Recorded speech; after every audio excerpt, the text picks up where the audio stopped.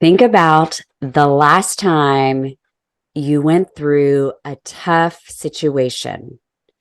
Maybe it was a job loss, or perhaps you've got some craziness going on with your kids, or health challenges, or you just need to phone a friend because you're about to pull your hair out. Hi, I'm Janeé, and I love Jesus. I'm a wife and a mom and lots of other things professionally. However, one of my favorite jobs, if you will, is helping women be their best. And today we are going to talk about how we can do that by helping our sisters out when they are in need. Stay with us. Do you have a not so perfect life? I mean, we may look like we have it all together, but the truth is we all have stuff. UNbroken provides a brave space where we women can take off the mask, share our secret struggles, and our secrets to success. UNbroken, doing life better together. Imagine life if you didn't have a sister or friend. When I say sister, I'm not talking a real sister, but like a friend sister to help you out when you're in need. Today, we're going to talk about some practical ways that we can do that. And I'm going to share a story about a friend who helped me out on more than one occasion. Help me welcome Debbie Rasa. Hi, Deb. Hi, Janae. Thank you for having me. Thank you for joining us. Debbie and her husband, Michael, have a flooring company that they are still involved with. They also are executive directors of a fantastic ministry called Life Unplugged. Definitely recommend you check that out. But I have the privilege of calling Debbie a mentor and friend. And Deb, you met me early on. I mean, we've known each other for years. I think going on what, 15 years? At least, yes. And right off the bat, Deb, you just came alongside me in so many ways. And can you talk more about why you like to be the friend to come alongside? Yes. Well, that is one of my all-time passions is to be a true friend, the friend you can call at 3 o'clock in the morning and know beyond a shadow of a doubt that that friend will step up and step in, hands and feet, hopefully and prayerfully, of Christ. He calls us to do that. And the way I grew up was I don't know if anyone knows about the Enneagram, but I didn't find out about it until very recently. And it completely makes sense that I am considered a helper. I'm a two, as I believe you are as well, I Janae. am. And I don't know, early on, I just had it in my spirit. I think the Lord gives us that as He creates us, that I just wanted to come alongside and be a helper. And anyone that needed it, I wanted to be there for them. And now, over the years, have you said anyone, you want to be there for them? Is it still anyone, or because of time and maybe wisdom, have you learned to filter that? And if so, how? Yes, very good point, Janae. At first, I wasn't very discerning, and I literally wanted to help anyone and everyone. I've since learned through some leadership awareness programs and other things that I've been involved in that you really do have to have some boundaries and you have to have some hedges around who you feel safe with. And I use that because a lot of times we think that, whether it be our story or whether it be, things that we feel that we can give advice on or mentoring, all of those things. Sometimes we just feel like we're just going to tell everyone and share with everyone. And I've learned not only the hard way, but sometimes in other ways that is not as discerning as the Lord would have us be. So I have learned that, with friends and with others that maybe I've just met, I need to kind of read the situation and have a quickening in my spirit as to how much, how far, and how long I go with that particular individual or group of people. You can't Yeah. help all the time, which Yeah. My dad used to say, Janeé, you can't be all things to all people. exact. And actually, one of my coaches is Terry Craft, and she works alongside Debbie. She and her husband James are the founders of Life Unplugged, and she's actually my personal leadership coach. And Terry said to me just last week, Janeé, you need to learn to throttle back, because I do have a tendency to just be like, I can help and let's do this. But we can't be all things to all people. And so for me, one of my kind of gauges, particularly with women who would like help and mentorship, is, are they willing to help themselves? Oh There yeah, are so many times when we want success, whatever that looks like. I'm not necessarily talking monetary business success, but we want women to be successful as a mom, as a wife, as a human, and sometimes we want it more than they do.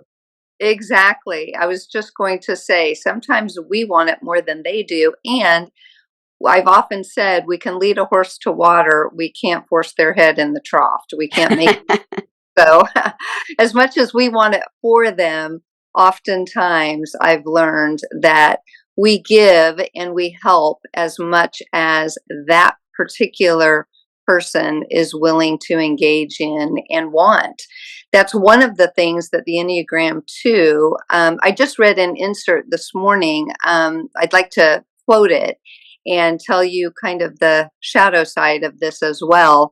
Um, because the eyes of a helper can't help but notice needs, and dear twos, you are the helper of the Enneagram. The gift of discerning needs is one that you're proficient at, and you probably started to realize that when you were very young. People don't need to tell you what they need. They never need to ask twice for a helping hand. You just know, you just act. This is a gift. And the shadow side to this gift is that sometimes we actually want to give them more than they are even wanting themselves. So it's a good thing. It's a double edged sword, or two sides of a coin, if you will. But yes, I've always done that. I've always wanted to do that. And case in point, there was a time that we helped you. I believe it was what, 10 years ago, maybe even longer. Which 12. time? Yeah. The time that we came to your apartment. You can set it up. Okay, so I was in, it's been longer than that because I have been married to Randy 10 years. Oh, Um, but I was married prior to Randy, and the guy was not who I thought he was. And when I say that, it's not just me throwing out a perception. He actually had multiple last names. Um, he had been in jail for years for theft and fraud, and I had no knowledge of that. So when I say he wasn't who he appeared to be, there was a lot of information that he had not revealed. And there were a number of other situations in that marriage, abuse being one, that it just was not working. And at the time, I was pregnant. I had gotten pregnant on my honeymoon, and I had just fairly recently met Debbie. And Yeah. so, Debbie, take it from there. It's been close to almost 15 years ago, I 14 or think 15. so. Yeah. Yeah. Yeah. Wow, time flies. Well, I think you called around 10 o'clock maybe that night. It was close to midnight, I think, by the time we actually came over. But I called my sister because my sister, as well, literally my sister, uh, is always wanting to help and willing to jump in as well. And I think we drove over to your apartment. We moved you out quickly because of the situation. And the next day, you had a condo or a duplex that was set up. You didn't have anything, you didn't have any furniture, no artwork. You had literally the clothes off your back. And we went ahead and called in. I think I called in about a half a dozen. We call them now the Design Divas. We named ourselves that very next day when you went to work. We gained access to your condo and we set everything up. We brought in furniture, we brought in artwork, we put your clothes away, we organized, we bought things for the refrigerator. And that day that you came home, I believe it was around 5 o'clock, you were just not only stunned, but I think it really was a reflection of carrying each other's burdens. And I think it's Galatians 6:2 that says we do carry each other's burdens as Christ does. And I'm paraphrasing, but that is the ultimate act of, I believe, being as Christ would be in helping, assisting, and carrying each other's burdens. And that day, it was just a reflection to a half a dozen, maybe even more women, sisters in Christ, that lend a helping hand when we are in our greatest need and we don't even know what to do next. We don't even know how to take the next step. Yeah. And that, just so you know, those half dozen women Debbie called, they did not know me. They had never met me. And that is what I think made it even that much more beautiful, is that they just jumped in, not knowing this gal. Um, Anything that they could give, they did, including one of the most valuable assets, which is our time. Yes. And that day, when I came home, that night going to bed, I made a commitment to God and I was like, Lord, I want to be like this gal, Debbie. Like, she is one that will walk it out with you. And as we mentioned, you can't do that with everybody. But for me in that moment, I was like, God, I want to do this work for you because I have found that so many women of faith will pray for you, which is wonderful. And there are times you need a lot more than prayer. You need, and I'm not diminishing the power of prayer, but you need hands on help. I mean, I was pregnant, husband was in jail. I mean, just, or kind of, I think maybe we didn't know where he was at that time, but just craziness. And I just, when we carry each other's load, carry each other's burden, it gets messy Yes. and it's going Mess- to cause inconvenience. Well, and that's the thing, it can get messy real quick. And what seems to happen in a lot of lives is that we are paralyzed both in our fear and in our not knowing what to do, in our time of just overwhelm. We don't know what to do. And so when women of faith can come in and help, and you can see in your paralyzation sometimes, what is happening around you. You can then carry that forward, and that's what I tell everyone is, people are like, well, oh my goodness, what can I do for you? What, I owe you big. And I say, the only thing that you owe me is to carry this forward and pay it forward, and you take it on just like you did, Janeé, and you make the next 10, 15, 20 years of your life serving others the way you were blessed and served by Christ through individuals like ourselves. Yeah. And you know what's oftentimes we come in for big events, and a big event being like Debbie and her sister moving me out in the middle of the night. And maybe the Lord uses us then, and that's your connection with that person. I know Debbie and I have moved uh, single moms at times, and we may not hear from them again.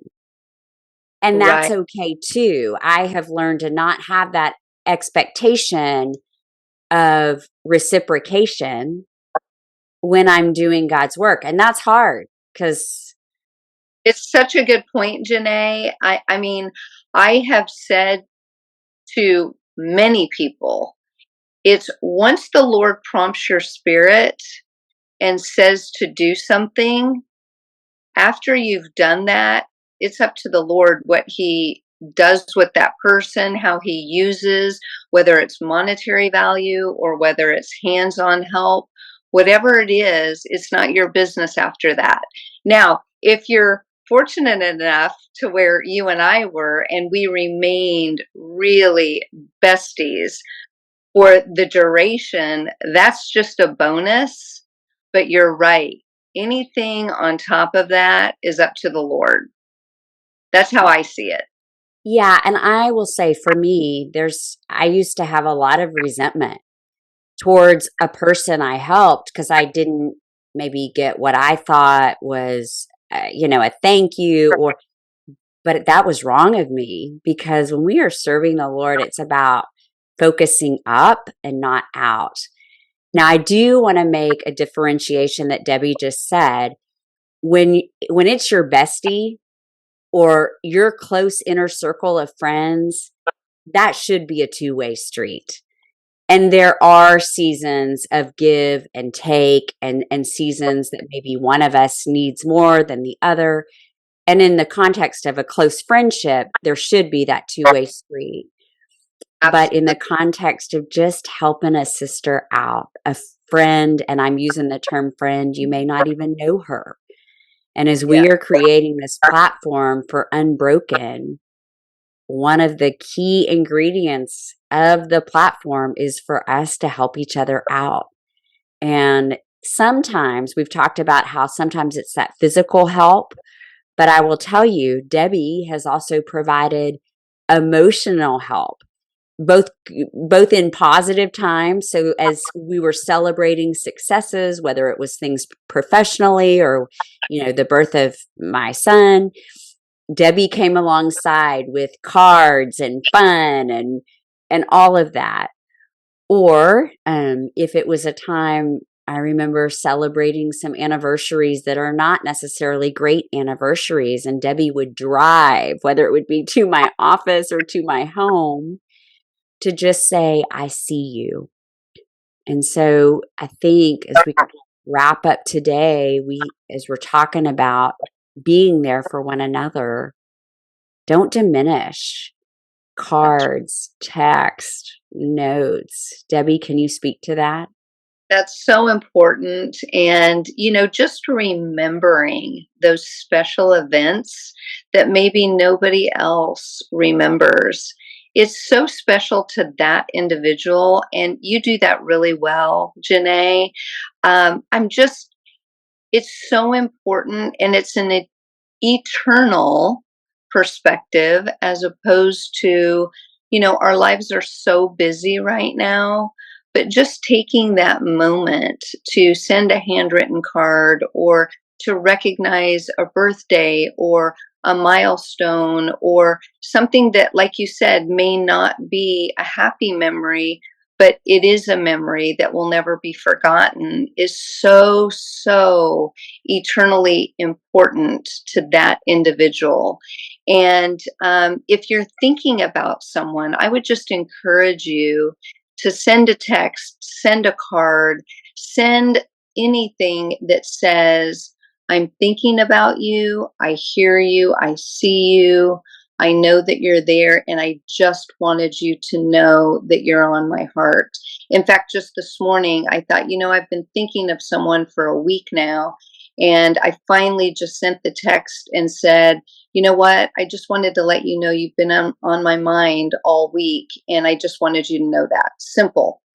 But to know that people are thinking of you and you're in their mind, in their prayers, and in their hearts is huge. You never know what it's going to mean to that person. So if you have the prompting in your spirit, I would encourage you to move on that. Absolutely. And we're not promised tomorrow. No. And really, that is why we call the present a gift, Yeah. present, the presence. And so, like Debbie said, I encourage all of us to think of one person that we can just encourage, that we can reach out to today, because the legacy we live is ultimately the legacy we leave. So, Debbie, thank you for joining us today. And more than joining us today, thank you for just the way um, you truly come alongside and you Well, walk the talk, my sister. you're a reflection of that as well. You definitely show up. It's Well, and that's also the power of mentorship. I have watched you walk alongside women and you've modeled that for me. And so now it's fun to kind of carry some of your baton. Well, thank you for that. I'm humbled and I'm honored that you would have me on the show today. Awesome. Again, that's Debbie Rasa, and you can check out what they are doing at livelifeunplugged.org. Isn't that the right, Yeah, Deb? that's it. Incredible ministry. And thank you for joining us for Unbroken, where we're doing life better together.